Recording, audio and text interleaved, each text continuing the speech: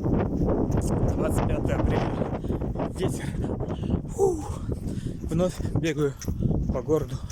Не так уже весело, конечно же, как бегать в деревне, в лесу.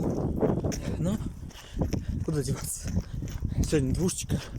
Немного по лесу, конечно, побегал, но не деревенскому. Какая большая разница. Вчера было страшно, помню. Так интересно. Сейчас люди одни везде бегают. Скучно. Все. Сегодняшний день закрыл. Двушка.